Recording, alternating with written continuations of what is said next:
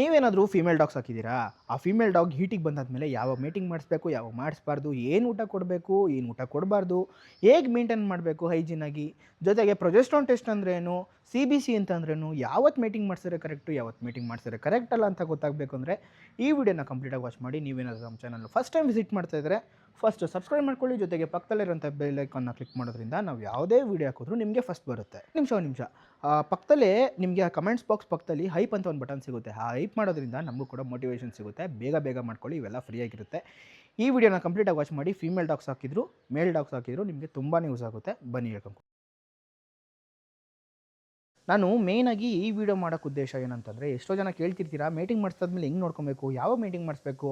ಕೆಲವೊಬ್ರು ಹೇಳಿರ್ತಾರೆ first night ಬಂದಿದ ತಕ್ಷಣ ಅಂದರೆ ಬ್ಲಡ್ ಬಂದಿದ ತಕ್ಷಣ ಮೇಟಿಂಗ್ ಮಾಡಿಸ್ಬಿಡು ಅಂತ.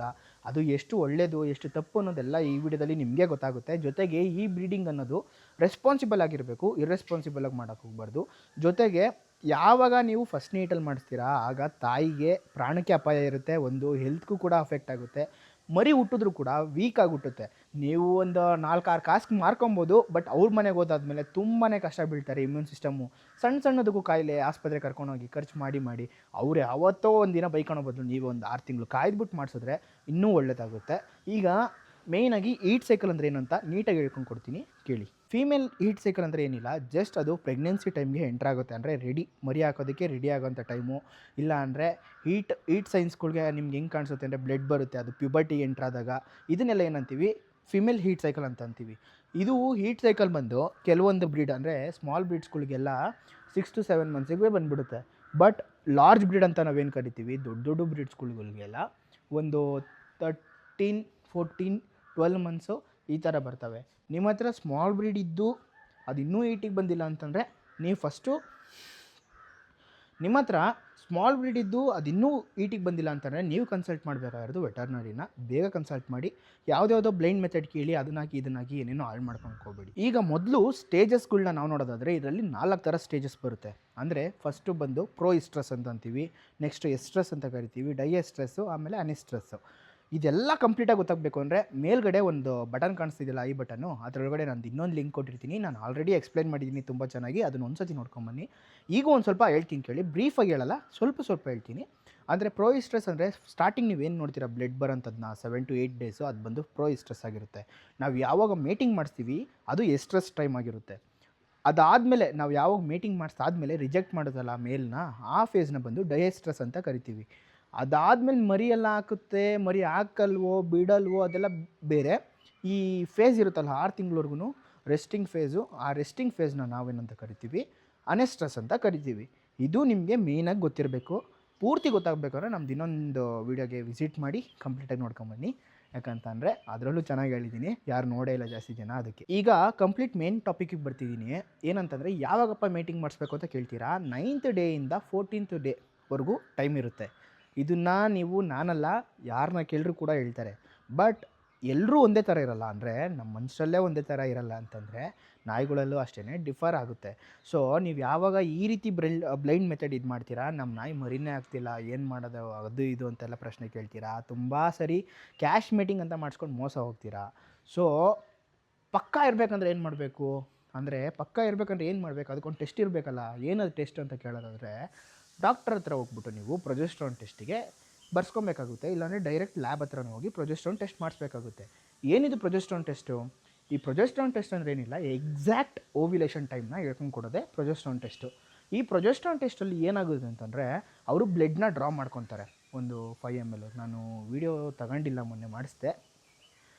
ಸೊ ಆ ಪ್ರೊಜೆಸ್ಟ್ರಾನ್ ಟೆಸ್ಟಲ್ಲಿ ಏನಾಗುತ್ತೆ ಅಂತಂದರೆ ತಗೊಂಡಾಗ ಗೊತ್ತಾಗುತ್ತೆ ಯಾವ ಡೇಯಲ್ಲಿ ಎಷ್ಟು ಪಾಯಿಂಟ್ ಇದೆ. ನಿಮ್ಗೆ ಇಲ್ಲಿ ಚಾರ್ಟ್ ಕೊಟ್ಟಿರ್ತೀನಿ, ಯಾವ ಚಾರ್ಟ್ ಇರಬೇಕು ಅಂತ. 5 ಇರಬೇಕು, 5 ಮೇಲೆ ಈ ಥರ ಇರಬೇಕಾಗುತ್ತೆ. 0.5, 1 ಇದ್ದಾಗೆಲ್ಲ ಮಾಡ್ಸೋಕ್ಕೆ ಆಗೋಲ್ಲ, ಮಾಡಿಸಿದ್ರು ವೇಸ್ಟು, ಮಾಡಿಸೋದಂತೂ ಆಗೋಲ್ಲ ಬಿಡಿ. 4 ಆ ಥರ ಇದ್ದಾಗೆ ಮಾಡಿಸ್ಬಿಡ್ತೀರ. ಕೆಲವೊಂದು ನಾಯಿಗೆ 9th ಡೇಗೆ 4 ಬಂದು ನಿಂತಿರುತ್ತೆ, ಬಟ್ ಅದು ಡೇಟ್ ಬಂದು 11th ಇರುತ್ತೆ. ನೀವು ಸುಮ್ಮನೆ ಸ್ಟ್ರೆಸ್ ಕೊಟ್ಟಂಗೆ ಆಗುತ್ತೆ. ಸ್ವಲ್ಪ ನೋಡ್ಕೊಂಡು ಈ ಪ್ರೊಜೆಸ್ಟ್ರಾನ್ ಟೆಸ್ಟ್ ಅನ್ನೋದು $1,000 ಒಳಗಡೆ ಆಗುತ್ತೆ ನಿಮಗೆ. ಸೊ ಮಾಡಿಸೋದ್ರಿಂದ ತುಂಬಾ ಉಪಯೋಗ ಇರುತ್ತೆ. ಏನೆಲ್ಲ ಯೂಸ್ ಅಂತ ಹೇಳ್ತೀನಿ ಕೇಳಿ. ಈ ಪ್ರೊಜೆಸ್ಟ್ರಾನ್ ಟೆಸ್ಟಿಂದ ನೀವು ಬ್ಲೈಂಡ್ ಮೆಥಡ್ನ ಫಾಲೋ ಮಾಡೋದು ಕಮ್ಮಿ ಆಗುತ್ತೆ. ಮತ್ತು ಫೀಮೇಲ್ ರೆಡಿ ಇದೆಯೋ ಇಲ್ವೋ ಅನ್ನೋದು ಒಂದು ಗೊತ್ತಾಗುತ್ತೆ. ಪಕ್ಕಾ ಮರಿ ಹಾಕ್ಸೋವಂಥ ಪ್ಲ್ಯಾನ್ ಇದ್ದರೆ, ನಿಮ್ಮದು ಬ್ರೀಡಿಂಗ್ ಅನ್ನೋ ಪ್ಲ್ಯಾನ್ ಇದ್ದರೆ ಇದೊಂದು ಸ್ವಲ್ಪ ಹೆಲ್ಪ್ ಮಾಡುತ್ತೆ ನಿಮಗೆ.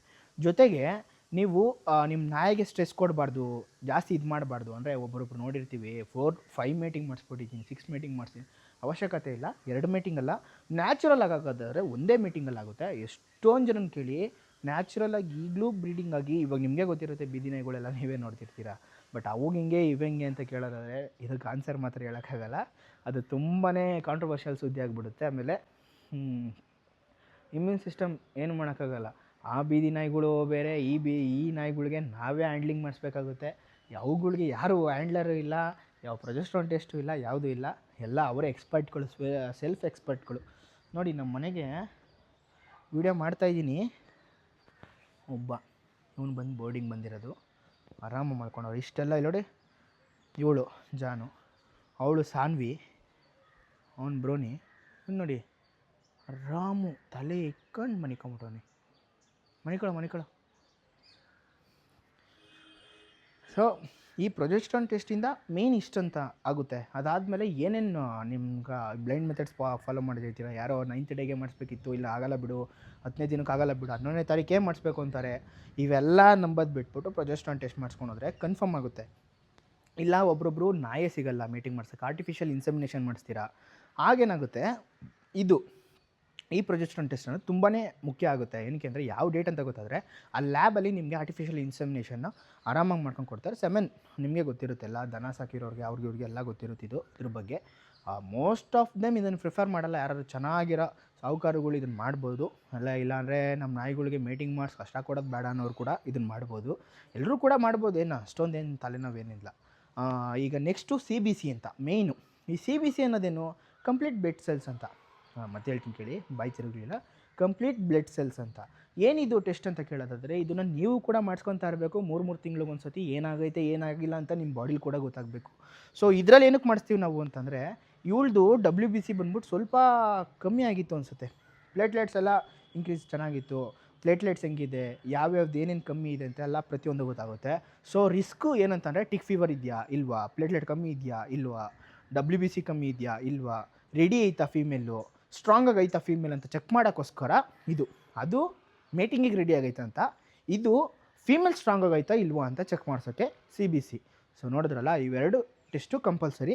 1000ದಿಂದ 1300 ರೂಪಾಯಿ ಆಗುತ್ತೆ. ನೀವು ಮೇಟಿಂಗ್ ಕೊಡ್ತೀರಲ್ಲ ಕಾಸು ಮೇಟಿಂಗ್ಗೆ ಅಂತ, ಅದರಲ್ಲಿ 10% ಕೂಡ ಇದರಲ್ಲೂ ಕೂಡ ಇನ್ವೆಸ್ಟ್ ಮಾಡಿದ್ರೆ ನಿಮಗೆ ತುಂಬಾ ಒಳ್ಳೆಯದಾಗುತ್ತೆ, ನಿಮಗೂ ಕೂಡ ಒಳ್ಳೆಯದಾಗುತ್ತೆ. ಈಗ ಈ ಫಿಮೇಲ್ ಡಾಗ್ಗಳನ್ನ ಒಂದ್ಸತಿ ಈಟಿಗೆ ಬಂದಾಗ ಯಾವ ರೀತಿ ಹೈಜೀನಾಗಿ ಮೇಂಟೈನ್ ಮಾಡಬೇಕು ಅಂತ ಹೇಳ್ಕೊಂಡು ಕೊಡ್ತೀನಿ. ಈಗ ಏನಾಗುತ್ತೆ, ನಾವು ಆಚೆ ಅಲ್ಲಿ ಬಿಟ್ಟಾಗ ಕೆನ್ನಲ್ ಅಂದರೆ ಈ ಪೋರ್ಷನಲ್ಲಿ ಕೇಜಲ್ಲಿ ಬಿಟ್ಟಾಗ ಏನಾಗುತ್ತೆ, ಎಲ್ಲ ನಾಯಿಗಳು ಬರ್ತಾ ಇರ್ತವೆ ಹೋಗ್ತಾ ಇರ್ತವೆ, ಆದರೆ ಬ್ಲಡ್ ಅಲ್ಲೇ ಸ್ಟೈನ್ ಬೀಳ್ತಾ ಇರುತ್ತೆ, ನೊಣ ಬಂದು ಬೀಳ್ತಾ ಇರುತ್ತೆ. ಈ ಥರ ಬಂದು ಬಿದ್ದಾಗ ಪಯೋಮೆಟ್ರ್ ಆಗೋಂಥ ಚಾನ್ಸಸ್ ತುಂಬ ಇರುತ್ತೆ. ಸೊ ಅದೊಂದು ಗಮನ ವಹಿಸ್ಬೇಕು ಮೇಯ್ನಾಗಿ. ಲ್ಯಾಬ್ರೆಡರು, ರಿಟ್ರೀವರ್ಸ್ಗಳು ಮತ್ತು ಈ ಜರ್ಮನ್ ಶೆಫರ್ಡ್ಸ್ಗಳು, ತಲೆನೋವು ಅಂದರೆ ತಲೆನೋವು, ಅದಕ್ಕೆ ಮಾತ್ರ ನೋಡ್ಕೊಳ್ಳಿ ಚೆನ್ನಾಗೆ ಮೇಯ್ನಾಗಿ. ಆಯಿತಾ.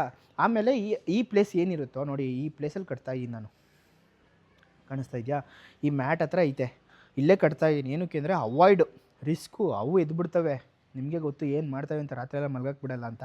ಇಲ್ಲಿ ಇದು ಮಾಡ್ತೀನಿ, ಬೆಳಗ್ಗೆ ಹೊತ್ತು ನಾನು ಇರಬೇಕಾದ್ರೆ ಈ ಥರ ಫ್ರೀಯಾಗಿ ಬಿಟ್ಬಿಡ್ತೀನಿ, ಎಲ್ಲಾದರೂ ಮಲ್ಕೊಳ್ಳಿ ಅಂತ. ಬಟ್ ಏನು ಅಂತಂದರೆ, ನೀವು ಈಟಿಗೆ ಬಂದಿದ ತಕ್ಷಣ ಸ್ನಾನ ಮಾಡಿಸ್ತಾನೆ ಇರೋದು, ವೇರಿಯೇಷನ್ನು ಒಂದು 2-3 ಸತಿ ಹಂಗೆ ಮಾಡಿಸ್ತಾ ಇರ್ತೀರ. ನಾನು ಎಷ್ಟೊಂದು ಜನ ನೋಡಿದ್ದೀನಿ. ಆಮೇಲೆ ಏನು ಮಾಡ್ತೀರಾ, ಅದು ಪ್ರೈವೇಟ್ ಪಾರ್ಟ್ ಹತ್ರ ಕ್ಲೀನ್ ಮಾಡದೇ ಇಲ್ದಿರೋದು. ಅಂದರೆ ಇದಕ್ಕೆಲ್ಲ ಏನು ಬೇಕಾಗಲ್ಲ, ಶಿಡ್ಸುಗಳು ಆ ಥರ ಅಂತಂದರೆ ಅಲ್ಲೇ ಬ್ಲಡ್ ಸ್ಟೈನ್ ಇದ್ದು ಇದಾಗ್ಬಿಡುತ್ತೆ. ಆಮೇಲೆ ಒಂದು ಸ್ವಲ್ಪ ವಾರ್ಮ್ ವಾಟ್ರಲ್ಲಿ ಸ್ವಲ್ಪ ಅಬ್ಸಾರ್ಪ್ಷನ್ ಟವಲಲ್ಲಿ ನೀಟಾಗಿ ಒರೆಸ್ಕೊಂಬರ್ಬೇಕಾಗುತ್ತೆ, ನೀಟಾಗಿ ಕ್ಲೀನ್ ಮಾಡಬೇಕಾಗುತ್ತೆ. ಕೆಲವೊಬ್ಬರು ತಣ್ಣೀರಲ್ಲಿ ಮಾಡಿಬಿಡ್ತೀರಾ, ಫುಲ್ ಹಾಟ್ ವಾಟ್ರಲ್ಲಿ ಮಾಡಿಬಿಡ್ತೀರಾ, ಅದು ತಪ್ಪಾಗುತ್ತೆ.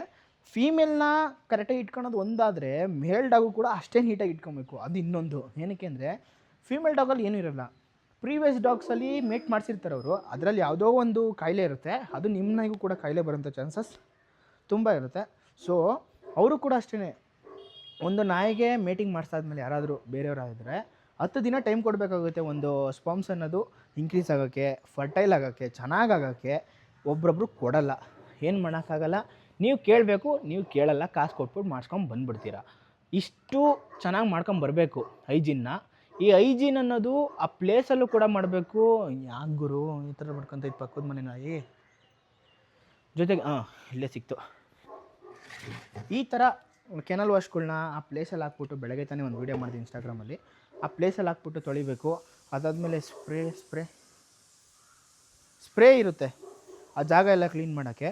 ಆ ಸ್ಪ್ರೇಯಿಂದನೇ ಕ್ಲೀನ್ ಮಾಡಬೇಕಾಗುತ್ತೆ ನೀವು. ಆವಾಗ ಸ್ವಲ್ಪ ರಿಸ್ಕ್ ಕಮ್ಮಿ ಆಗುತ್ತೆ. ಒಂದು ಸತಿ ಪಯೋಮೆಟ್ರ್ ಏನಾರು ಆದರೆ ನೀವು ಪ್ರೀತಿಯಿಂದ ಸಾಕಿರ್ತೀರ ನಾಯಿನ, ದೇವ್ರನ್ನ ಹೇಳ್ತೀನಿ ಕೇಳಿ, ನಮ್ಮ ಮನೆಗೆ ಚಾರು ಅಂತವಳಲ್ಲ, ಅವಳಿಗೆ ಆಗ್ಬಿಟ್ರೆ ನಾವು ಇವತ್ತಿನವರೆಗೂ ಅನುಭವಿಸ್ತಾ ಇದ್ದೀವಿ ಆ ಕಷ್ಟನೇನು ಅಂತ. ನಾಯಿನ ಕಳ್ಕೊಳ್ಳೇಬೇಕಾಗುತ್ತೆ, ಆಪ್ರೇಷನ್ ಮಾಡಿಸ್ಬೇಕಾಗುತ್ತೆ, ಏನೇನೋ ಪ್ರಾಬ್ಲಮ್ ಆಗುತ್ತೆ. ಸೊ ಅದಕ್ಕೆ ನಾನು ರಿಸ್ಕ್ ಮೇಟಿಂಗೇ ಬೇಡ ಅಂತ ಇದ್ದೆ. ಬಟ್ ಈ ಸತಿ ಏನಕ್ಕೆ ಮಾಡಿಸ್ದೆ ಅಂದರೆ, ಯಾರೋ ಕೆಲವೊಬ್ರು ಹೇಳ್ತಾರೆ, ನೀನು ಇಷ್ಟೆಲ್ಲ ಹೇಳ್ತಿಯಲ್ಲ, ನೀನೇನು ಬ್ರೀಡಿಂಗ್ ಮಾಡಿದ್ಯಾ ಹಂಗೆ ಹಿಂಗೆ ಅಂತ. ಈ ಬ್ರೀಡಿಂಗ್ ಮಾಡೇ ನಾನು ಇದಾಗಬೇಕು ಅಂತ ಏನಿಲ್ಲ. ಬ್ರೀಡಿಂಗ್ ಮಾಡೇ ಇದಾಗಬೇಕು ಅಂದರೆ ನಾನು ಇನ್ನೂ ತುಂಬ್ಕೊಂಬಿಡ್ತೀನಿ ನಾಯಿನ. ನನಗೆ ಅದು ಬೇಕಾಗಿಲ್ಲ ಫೀಲ್ಡು. ನನಗೇನೈತೆ ನನ್ನ ಪ್ಯಾಷನ್ ನಾನು ಫಾಲೋ ಮಾಡ್ತಾಯಿದ್ದೀನಿ, ನಿಮ್ಮದು ನೀವು ಫಾಲೋ ಮಾಡ್ಕೊಳ್ಳಿ ಅಷ್ಟೇ ನಾನು ಹೇಳೋದು. ಜಾಸ್ತಿ ತಲೆ ಕೆಡ್ಸ್ಕೊಳಕ್ಕೆ ಹೋಗಲ್ಲ, ಬಿಟ್ಟಾಗ್ತೀನಿ. Next food and nutrition. ಈ ಫುಡ್ ಆ್ಯಂಡ್ ನ್ಯೂಟ್ರಿಷನಲ್ಲಿ ನೀವೇನು ಕೊಡ್ತಾ ಇದ್ದೀರಾ ಅದನ್ನೇ ಫುಡ್ನ ಕಂಟಿನ್ಯೂ ಮಾಡ್ಕೊಂಡು ಹೋಗಿ. ಈ ಮೀಟಿಂಗ್ ಟೈಮಲ್ಲಿ ಅಷ್ಟೇ ಸಡನ್ನಾಗಿ ಚೇಂಜ್ ಮಾಡಿಬಿಡೋದು. ಯಾರು ಹೇಳ್ತಾರೆ ಆ ಸಪ್ಲಿಮೆಂಟ್ಸ್ ಹಾಕಿ ಈ ಸಪ್ಲಿಮೆಂಟ್ ಹಾಕಿ ಅಂತ, ಡಾಕ್ಟರ್ ಸಜೆಷನ್ ಇಲ್ದಂಗೆ ಯಾವುದು ಹಾಕಕ್ಕೆ ಹೋಗ್ಬಿಡಿ. ಈವನ್ ನಾನು ಹೇಳಿದ್ರು ಕೂಡ ಹಾಕಕ್ಕೆ ಹೋಗ್ಬಿಡಿ ಯಾವತ್ತೂ. ಅದಾದಮೇಲೆ ಒಂದು ಒಳ್ಳೆ ಗುಡ್ ಫ್ಯಾಟು ಅಂದರೆ ಒಮೆಗಾ ಫಿಶ್ಶು ಆ ಥರ ಇರ್ಬೋದು, ಫ್ಯಾಟ್ ಆಯಿಲ್ಗಳು, ಆಮೇಲೆ ಪ್ರೋಟೀನ್ಸ್ ಆಗಿರ್ಬೋದು. ಪ್ರೋಟೀನ್ ಸೋರ್ಸ್ ನಿಮಗೆ ಗೊತ್ತು, ಚಿಕನ್ನು, ಎಗ್ಗು ಈ ಥರ ಕೊಡೋದಾಗಿರ್ಬೋದು. ಈ ಜಂಕ್ ಫುಡ್ನೆಲ್ಲ ಅವಾಯ್ಡ್ ಮಾಡಿಬಿಡಿ. ಉಪ್ಪು ಖಾರ ಇರೋಂಥದ್ದನ್ನ ಮನೆ ಊಟ ಕೊಡ್ತಿದ್ರೆ ಮತ್ತು ಹಾಲು ಅನ್ನ ಕೊಡ್ತಾಯಿದ್ರೆ ಇವೆಲ್ಲ ಅವಾಯ್ಡ್ ಮಾಡಿಬಿಟ್ಟು ನೀವು ನಾರ್ಮಲಾಗಿ ಏನು ಕೊಡ್ತೀರಾ ಅದೇ ಚೆನ್ನಾಗಿರುತ್ತೆ, ಅದನ್ನೇ ಕೊಟ್ಕೊಂಡೋಗಿ. ಇನ್ನೇನು ಜಾಸ್ತಿ ತಲೆ ಕೆಡ್ಸ್ಕೊಳಕ್ಕೆ ಹೋಗ್ಬೇಡಿ ಆ ಫುಡ್ಡು ಈ ಫುಡ್ ಅಂತೆಲ್ಲ. ಒಂದೊಳ್ಳೆ ಫುಡ್ ತೋರಿಸಿ ನಾವು ತಗೊಬೇಕು ಅಂತ ಕೇಳೋದಾದರೆ, ಮದರ್ಗೂ ಬೇಬಿಗೂ ಎಲ್ಲರಿಗೂ ಸಪೋರ್ಟ್ ಆಗೋ ಥರ ಅಂತಂದರೆ ಒಂದು ಕಾರ್ನಿವಲ್ ಅಂತ ಹೇಳ್ತೀನಿ. ಇನ್ನೊಂದು ನಾನು ಟ್ರೈ ಮಾಡಿದ್ದೆ ಅಂದರೆ ಏಸ್ ಮತ್ತು ಮೆಲೋ ಇದ್ರಲ್ಲ ಅವರಿಗೆ ಪರ್ಸ್ನಲ್ಲಾಗೆ ಅಂತಂದರೆ ಇದು ಹೆಸರು ಇಲ್ಲೇ ಇದೆ, ಎಲ್ಲಿ ಕೊಟ್ಟವ್ರೆ ಬ್ರ್ಯಾಂಡ್ ಎಲ್ಲ ನೋಡಿರ್ತೀರ, ಸ್ಮಾರ್ಟ್ ಆರ್ಟ್ ಪವರ್ ಪ್ಯಾಕ್ ಅಂತ. ಇದು ಇದರಲ್ಲಾದರೆ ಇದು ಬಿಕ್ಕಲ್ಲಿ ಮಿಯೋ. ಸೊ ಅದೇ ಯೂಸ್ ಮಾಡೋಕ್ಕಾಗೋದು, ಯಾಕಂದರೆ ಚೆನ್ನಾಗಿರುತ್ತೆ ಕೂಡ. ಇವನ್ನೂ ಯೂಸ್ ಮಾಡಬೇಕು ಗೊತ್ತಿಲ್ದಂಗೆ ಯಾವ್ಯಾವುದೋ ಫುಡ್ಡು ಹಂಗೆ ಹಿಂಗೆ ಅಂತ ಹೇಳೋ ಬದಲು ಯೂಸ್ ಮಾಡಿ ಹೇಳಿದ್ರೆ ಬೆಸ್ಟು. ಕಾರ್ನಿವಲ್ ಕೂಡ ಚೆನ್ನಾಗಿದೆ, ಟ್ರೈ ಮಾಡಿ ಒಂದು ಸರಿ. ಈ ಥರ ಮೇಂಟೈನ್ ಮಾಡ್ಕೊಂಬನ್ನಿ. ಮನೆ ಊಟನೇ ಬೆಸ್ಟು. ಮನೆ ಊಟ ಕಿಬಲ್ಸ್ ಆದಷ್ಟು ಕಮ್ಮಿನೇ ಮಾಡ್ಕೊಂಬನ್ನಿ. ಯಾವುದೇ ರೀತಿ ಅದರಲ್ಲಿ ಏನೂ ಇರೋಲ್ಲ. ಏನಕ್ಕೆ ಅಂತಂದರೆ ಅರ್ಜೆಂಟಾಗಿ ಎಲ್ಲೋ ಹೋಗ್ಬೇಕಾಗಿರುತ್ತೆ. ಇವಾಗ ನೀವಲ್ಲ, ನಾನು ಅಷ್ಟೇ ಎಲ್ಲೋ ಹೋಗ್ಬೇಕಾಗಿರುತ್ತೆ ಸಡನ್ನಾಗಿ. ಮನೆಯವ್ರಿಗೆ ಹೇಳೋಕ್ಕಾಗಲ್ಲ, ಅವ್ರು ಒಂದೊಂದು ಎರಡು ಇದು ಕುಕ್ಕರಲ್ಲಿ ಅನ್ನ ಮಾಡ್ಬಿಟ್ಟು ಹಾಕೋಕ್ಕಾಗಲ್ಲ. ಸೊ ಅಂಥ ಟೈಮಲ್ಲಿ ನಾವೇನು ಮಾಡಬೇಕು, ಈ ರೀತಿ ಕೊಡಬೇಕಾಗುತ್ತೆ. ನಮ್ಮ ಮನೆ ನಾಯಿಗಳೆಲ್ಲ ಮಲಗವ ನೋಡಿರಿ, ಇದು ಅದು ಎಲ್ಲ ಅದೊಂದು ನಾಯಿ ಬಡ್ಕೊಳ್ಳೋದ್ರಿಂದ ನನ್ನ ನಾಯಿ ಬಡ್ಕೊತೈತೆ, ಇಡೀ ಊರಿಗೇನು ನನ್ನದೇ ನಾಯಿ ಬಡ್ಕೊತಾ ಇರೋದು ಅನ್ನೋದೇ ಅವ್ರಿಗೆ ಬರೋದು. ಇದೇ ಆಗಿರೋದು ಪ್ರಾಬ್ಲಮ್ ನನಗೆ. ಈಗ ಇಷ್ಟೊತ್ತು ನೋಡಿದ್ರಿ, ಇಷ್ಟು ಬಿಟ್ಟು ಇನ್ನೂ ಹೇಳ್ತೀನಿ ಕೇಳಿ ಏನಂತ. ಇಂಪಾರ್ಟೆಂಟ್ ಆಗಿರೋಂಥ ಪಾಯಿಂಟ್ಸ್ಗಳಿವು. ಫಸ್ಟ್ನೇ ಹೀಟ್ನ ಸ್ಕಿಪ್ ಮಾಡಿಬಿಡಿ ಕಂಪ್ಲೀಟಾಗಿ, ಸೆಕೆಂಡ್ ಹೀಟಲ್ಲಿ ಮಾಡಿಸಿ. ಈಗ ಸೆಕೆಂಡ್ ಹೀಟಲ್ಲಿ ಮಾಡಿಸ್ತೀರಾ, ನೆಕ್ಸ್ಟ್ ಹೀಟಿಗೆ ಬಂದಿದ್ರೆ ನೆಕ್ಸ್ಟ್ ಹೀಟಿಗೆ ಮಾಡಿಸ್ಬೇಕಂತ ಕೇಳೋದಾದರೆ ನೆಕ್ಸ್ಟ್ ಹೀಟಿಗೆ ಮಾಡ್ಸೋಕೆ ಹೋಗ್ಬೇಡಿ. ಬ್ಯಾಕ್ ಟು ಬ್ಯಾಕ್ ಯಾವತ್ತೂ ಮಾಡ್ಸೋಕೆ ಹೋಗ್ಬೇಡಿ. ಸ್ವಲ್ಪ ಟೈಮ್ ಜಾಸ್ತಿ ಬೇಕಾಗುತ್ತೆ, ಸ್ವಲ್ಪ ಟೈಮ್ ಕೊಡಿ. ಅದಾದಮೇಲೆ ಸ್ವಲ್ಪ ಟೈಮ್ ಅಂತಂದರೆ ಒಂದು ಹೀಟ್ 2 ಹೀಟ್ನ ಸ್ಕಿಪ್ ಮಾಡಿ ನಿಮ್ಮ ಮರಿನೇ ಚೆನ್ನಾಗಿ ಬಂದುಬಿಡ್ತವೆ. ನೀವು ಅಲ್ಲಿ 4-5 ಸಾವಿರಕ್ಕೆ ಮಾರೋ ಬದಲು 15-20 ಸಾವಿರಕ್ಕೆ ಮಾರ್ಕೊಬೋದು. ನಿಮಗೆ ಅಲ್ಲೇ ರಿಕವರ್ ಆಗೋಗ್ಬಿಡುತ್ತೆ. ನೀವು ಯಾಕೆ ತಲೆ ಕೆಡ್ಸ್ಕೊತೀರಾ? ಬ್ಯಾಕ್ ಟು ಬ್ಯಾಕ್ ಮಾಡಿಸಿ ಅದಕ್ಕೂ ತೊಂದರೆ ಕೊಡೋ ಬದಲು ಸ್ವಲ್ಪ ಕಾಯ್ದುಬಿಟ್ಟು ಅಂದರೆ ಮೇಟಿಂಗ್ ಮಾಡಿಸಿ. ನೆಕ್ಸ್ಟು ಏನಂತಂದರೆ, ಈ 2 ವರ್ಷದಿಂದ ಸ್ಟಾರ್ಟ್ ಮಾಡ್ಕೊಂಡ್ರೆ ನೀವು ಬ್ರೀಡಿಂಗ್ನ 6 ವರ್ಷದ ಒಳಗಡೆವರೆಗೂ ಮಾಡಿಸ್ಬೋದು. ಅದಾದಮೇಲೆ ಮಾಡ್ಸೋಕೆ ಹೋಗ್ಬೇಡಿ. ಆಮೇಲೆ ಹುಷಾರಿಲ್ದಿರೋ ನಾಯಿಗಳ್ನ ತಗೊಂಡೋಗಿ ಮಾಡಿಸೋದು, ಇಲ್ಲಾಂದರೆ ಅದು ಇನ್ನೂ ಎಂಟ್ರ್ ಆಗಿರೋಲ್ಲ ಪ್ಯೂಬರ್ಟಿ ಇದಕ್ಕೆ, ಇಲ್ಲ ಎಂಟ್ರಾಗಿ ಸೆಕೆಂಡ್ ಹಿಟ್ ಬಂದಿರಲ್ಲ ಬೇಗ, ಆಗ ಕರ್ಕೊಂಡೋಗ್ಬಿಟ್ಟು ಬೇಗ ಸ್ಟೆರಾಯ್ಡ್ಸ್ ಕೊಡ್ಸೋದಾಗಿರ್ಬೋದು, ಅವು ಇವು ಸಪ್ಲಿಮೆಂಟ್ಸ್ ಹಾಕ್ಬಿಟ್ಟು ಬೇಗ ಬರ್ಸ್ಬಿಡೋದಾಗಿರ್ಬೋದು. ಇವೆಲ್ಲ ಮಾಡಿಸೋದ್ರಿಂದ ಯಾವುದೇ ರೀತಿ ಯೂಸ್ ಇಲ್ಲ. ನಿಮ್ಮ ನಾಯಿಗೆ ನೀವು ಒಂದೊಳ್ಳೆ ಕರ್ಮ ಹೊತ್ಕೊತಾ ಇದ್ದೀರಾ ಅಂತ. ಸೊ ಯೋಚನೆ ಮಾಡಿ, ಆಯಿತಾ? ಇಷ್ಟನ್ನೆಲ್ಲ ಅವಾಯ್ಡ್ ಮಾಡ್ಕೊಂಬನ್ನಿ. ನೀವು ಒಬ್ಬರು ರೆಸ್ಪಾನ್ಸಿಬಲ್ ಬ್ರೀಡರ್ ಆಗ್ತೀರಾ, ಮನೇಲೇ ಇದ್ದರೂ ಕೂಡ ಆಚೆ ಇದ್ದರೂ ಕೂಡ. ಇಷ್ಟೇ ಮೇನ್ ಏನು ಅಂತಲ್ಲ, ನೀಟಾಗಿ ಮೇಂಟೈನ್ ಮಾಡಿ. ಒಂದು ಹೀಟ್ನ ಸ್ಕಿಪ್ ಮಾಡಿ, ಒಂದು ಹೀಟ್ ಸ್ಕಿಪ್ ಮಾಡಿ ಮಾಡಿಸಿದ್ರೆ ತುಂಬ ಒಳ್ಳೆಯದು. ಅದು KCI ರೂಲ್ಸ್ ಪ್ರಕಾರನೂ ಹೌದು ಕೂಡ. ಡಾಗ್ಸಿಗೆ ನಾವು ಮಾಡಿಸೋದೇ ಇಲ್ಲ ಅಂತ ಡಿಸೈಡ್ ಮಾಡಿರೋರು ಏನು ಮಾಡ್ತೀರಾ ಅಂತಂದರೆ ಸ್ಪೇಯಿಂಗ್ ಮಾಡಿಸ್ಬಿಡ್ಬೋದು. ಮೇಲ್ ಡಾಗ್ಸಿಗೆ ಮಾಡಿಸಲ್ಲ ಅಂತಂದವರು ನ್ಯೂಟರ್ ಮಾಡಿಸ್ಬಿಡ್ಬೋದು. ಈ ಸ್ಪೇಯಿಂಗ್ ಮಾಡಿಸ್ಬೇಕಾದ್ರೆ ಸ್ವಲ್ಪ ರೂಲ್ಸ್ ಆ್ಯಂಡ್ ರೆಗ್ಯುಲೇಷನ್ಸ್ ಏನಂತಂದರೆ, ಬ್ಲಡ್ ಚೆಕಪ್ ಮಾಡ್ಕೊತಾರೆ, ಜೊತೆಗೆ ವೆಟರ್ನರಿ ಡಾಕ್ಟರು ಒಂದು ಡೇಟ್ ಕೊಡ್ತಾರೆ. ಆ ಡೇಟಲ್ಲಿ ನೀವು ಕರ್ಕೊಂಡೋಗಿ ಸ್ಪೇಯಿಂಗ್ ಮಾಡಿಸ್ಬೇಕಾಗುತ್ತೆ. ನಿಮಗೆ ಆಲ್ಮೋಸ್ಟ್ ಒಂದು 4,000 to 5,000 ಅಲ್ಲಿ ಖರ್ಚಾಗುತ್ತೆ. ಮೇಲ್ಗೂ ಕೂಡ ಫೀಮೇಲ್ಗೂ ಕೂಡ ಸ್ವಲ್ಪ ಜಾಸ್ತಿ ಕೇರಲ್ಲಿ ನೋಡ್ಕೊಬೇಕಾಗುತ್ತೆ. ಈ ಸ್ಪೇಯಿಂಗ್ ಬಗ್ಗೆ ಮತ್ತು ನ್ಯೂಟರಿಂಗ್ ಬಗ್ಗೆ ಹೇಳಬೇಕು ಅಂದರೆ ಕಂಪ್ಲೀಟಾಗಿ ಒಂದು ವೀಡಿಯೋ ಬಗ್ಗೆನೇ ಹೇಳಬೇಕು. ಏನಕ್ಕೆ ಅಂದರೆ ಇದು ದೊಡ್ಡ ಪ್ರಮುಖ ಸುದ್ದಿ. ಈ ಬ್ರೀಡಿಂಗ್ನ ಪ್ರಮೋಟ್ ಮಾಡಲೇಬಾರ್ದು. ಫಸ್ಟ್ ಏನಕ್ಕೆ ಮಾಡಿದೆ ಅಂತಂದರೆ ತುಂಬ ಕ್ವಶನ್ಸ್ ಬರ್ತಿರೋದ್ರಿಂದ ಈ ಸ್ಪೇಯಿಂಗ್ ಬಗ್ಗೆ ನ್ಯೂಟರ್ ಬಗ್ಗೆ ಮಾಡಲೇಬೇಕು. ನಿಮ್ಮ ಅಕ್ಕಪಕ್ಕದ ಇರೋಂಥ ನಾಯಿಗೂ ಕೂಡ ಹೆಲ್ಪ್ ಆಗುತ್ತೆ, ಅಂದರೆ ಬೀದಿ ನಾಯಿಗೂ ಕೂಡ. ಅದರಲ್ಲಿ ನೋಡಿರ್ತೀರಾ, ಒಂದು ಕಿವಿಲಿ ಕಟ್ ಮಾಡಿಬಿಟ್ಟಿರ್ತಾರೆ. ಅದೇನಕ್ಕೆ ಅಂತ ನೆಕ್ಸ್ಟ್ ವೀಡಿಯೋದಲ್ಲಿ ಹೇಳ್ತೀನಿ. ಅಂಥವ್ರು ಕಾಯ್ತಾ ಇರಿ. Stay tune. ಇಷ್ಟೊತ್ತವರೆಗೂ ನೋಡಿದ್ರಲ್ಲ, ನಿಮಗೆ ಇನ್ನೂ ಗೊತ್ತಾಗಿಲ್ಲ ಈ ಹೀಟ್ ಸೈಕಲ್ ಅಂದರೆ ಏನು, ಮೇಟಿಂಗ್ ಯಾವಾಗ ಮಾಡಿಸ್ಬೇಕು, ಏನೇ ಡೌಟ್ ಇರ್ಬೋದು, ನಿಮ್ಗೇನು ಗೊತ್ತಾಗಿಲ್ಲ ಅಂತಂದ್ರೂ ಕೂಡ ಕಮೆಂಟ್ ಮಾಡಿ.